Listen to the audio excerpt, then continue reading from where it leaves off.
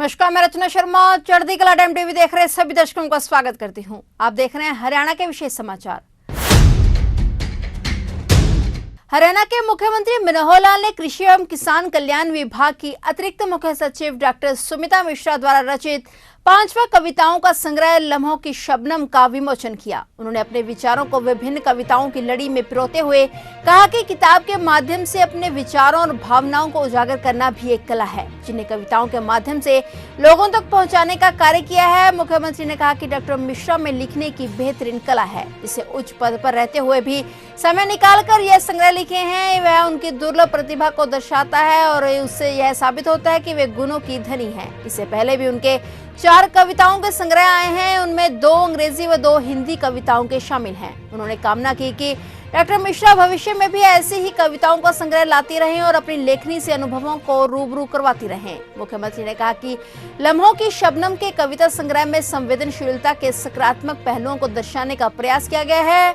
कविता संग्रह से ऐसा प्रतीत होता था कि इसमें महिलाओं के प्रति हो रहे आक्रोश की झलक सामने आएगी, लेकिन शबनम जितनी ठंडी, सुंदर, पारदर्शी और मन को सुकून देने वाली होती है और यह कविता संग्रह उसी परिभाषा को चरितार्थ करता है। उन्होंने कहा कि वास्तव में यह संग्रह जहन में नहीं, दिल से लिखी हुई रचनाएं हैं जो मार्मिक रिश्तों को भी दर्शाती हैं। रचनाकारों में इतिहास का बोध होना ही उनकी लेखनी को मजबूत और शानदार बनाता है। उन्होंने इस पुस्तक की काव्य पंक्तियों का उदाहरण देते हुए कहा कि जुनून की उम्र होनी चाहिए, इसकी फिराक में पाने जीने में सुख व कोशिश की हद तय होनी चाहिए। वही कवित्री एवं अतिरिक्त मुख्य सचिव डॉक्टर सुमिता मिश्रा ने कहा कि इस कविता संग्रह में 75 कविताएं हैं जो आजादी के अमृत महोत्सव को समर्पित हैं। उन्होंने यह संग्रह अपने टूर पर जाते आते लिखे थे, जो रोजमर्रा के जीवन में कोई बात मन को छू जाती है, कोई चुभ जाती है और कोई चुनौती बन जाती है। उन्हें अपने अल्फाजों में पिरोकर खुद के लिए मायने ढूंढे हैं। उन्होंने पुस्तक विमोचन कार्यक्रम में पहुंचने पर मुख्यमंत्री मनोहर लाल का आभार जताया। डॉक्टर सुमिता मिश्रा जी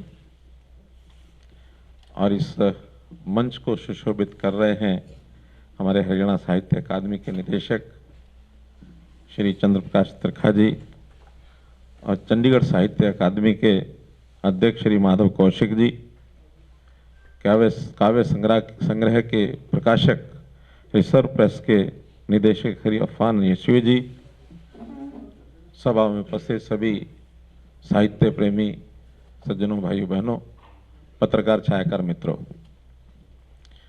आज के इस कार्यक्रम में आने से पहले मुझे ये पुस्तक दिखाने के लिए दी गई थी हमारी मिश्रा जी, मैडम मिश्रा जी, तो उसको मैंने थोड़ा देखा, क्योंकि मैंने कहा कि जिसका विमोचन करना मुझे पहले थोड़ा सा देख लेने दो।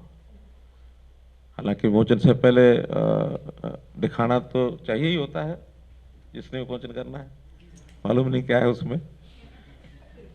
जब उसको मैंने पन्ने पलटे देखा, जैसे त्रिखा जी बता रहे हैं कि मैंने उसमें से कुछ कविताएं पढ़ी हैं, पढ़ते पढ़ते एक विचार मन में आया कि इनको इतना लिखने का समय कैसे मिल जाता है, और या फिर इनकी योग्यता, काबिलियत इतनी अधिक है कि जितना भी काम दे लो उसमें से भी समय निकाल करके कविताएं लिख लेती।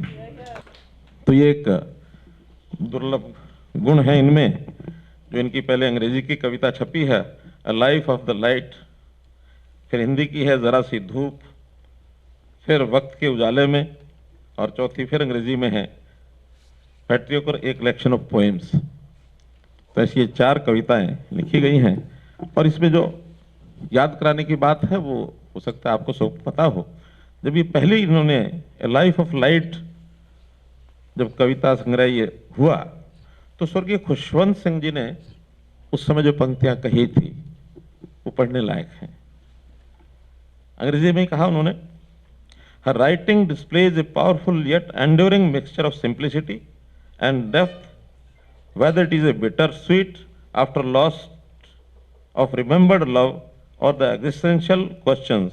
I have little doubt with the publication of this collection we will see the emergence of a new star in the galaxy of Indian poets. तो बहुत अच्छा एक इनके बारे में वर्णन किया गया।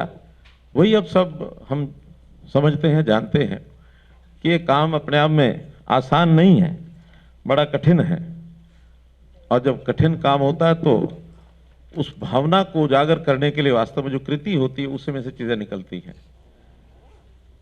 कोई भी जो इस प्रकार के उद्गार प्रकट करता है, चाहे वो पद्य में, चाहे छंद में, कविता में अथवा अन्य प्रकार से, तो अपने मन के विचार तो आते ही हैं। तो उस प्रकार के विचारों का वर्णन हमारे कौशिक जी ने भी किया है, हमारे त्रिखा जी ने भी किया है। इनकी कविताओं में से एक कविता जो अच्छी लगी मुझे, तुम इस पल को तराशते रहो, तुम इस पल को तराशते रहो, वो चट्टान लगे तो क्या, तुम्हारा नया बुद्ध उसी में नेहा है। मुश्किलों का अंदाजा चेहरे से मत लगाना, मुश्किलों का अंदाजा चेहरे से मत लगाना, क्योंकि कोविड के दिनों में सबके चेहरे ढक गए थे जब मास्क पहना था। तो इस कविता का शीर्षक भी मास्क है। मुश्किलों का अंदाजा चेहरे से मत लगाना, तुमने अब पहना है, हम तो बरसों से मुखौटों के माहिर हैं। तो इसलिए एक और जो आम लोगों की आदत बन गई है, उस आदत के बारे में लिखा है कि आसान की आदत बड़ी जालिम है, आसान की आदत बड़ी जालिम है, किसी को मुश्किल का शौक ही नहीं रहा।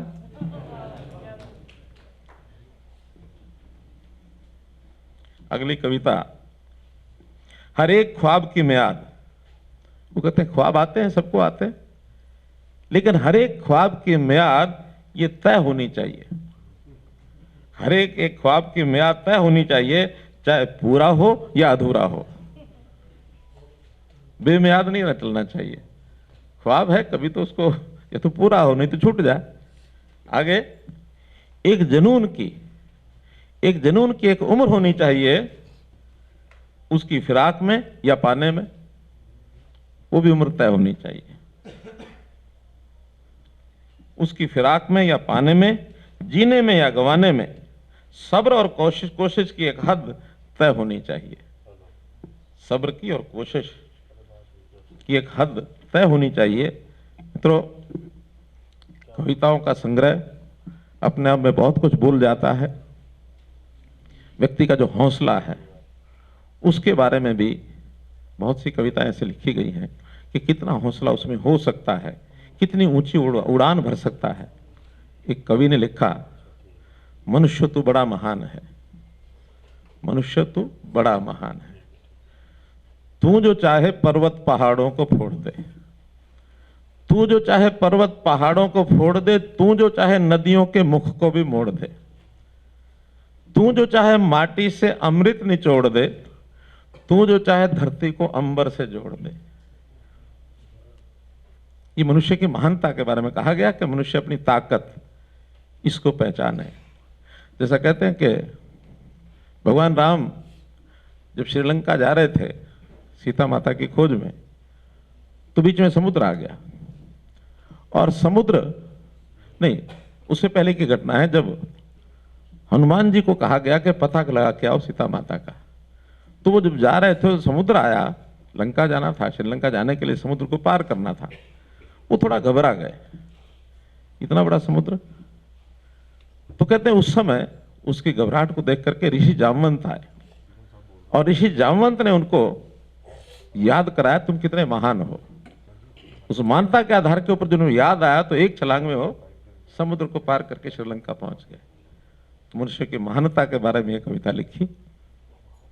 उसी में बैठे बैठे कुछ लफ्ज ध्यान में आए कि शब्दों में यदि जान हो, कविता के शब्दों में यदि जान हो, तो सोए को जगा दे, जगे को बैठा दे, बैठे को उठा दे, उठे को चला दे, चलते को दौड़ा दे और दौड़ते को उड़ा दे।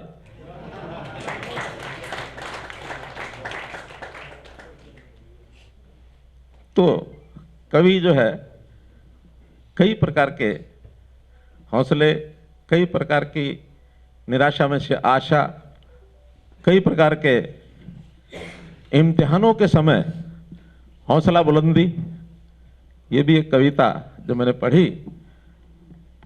उन्होंने कहा कि लो और इम्तिहान लो। इम्तिहान कैसे होता? लो और इम्तिहान लो। जिंदगी तुम्हें अपने सबक पर गरूर है, जिंदगी तुम्हें अब अपने सबक पर गरूर, हमें अपने हौसलों पर। और नए समाचारों के साथ फिर से हाजिर होंगे, तब तक के लिए देखते रहिए चढ़ती कला टाइम टीवी और अब मुझे दीजिए इजाजत। धन्यवाद।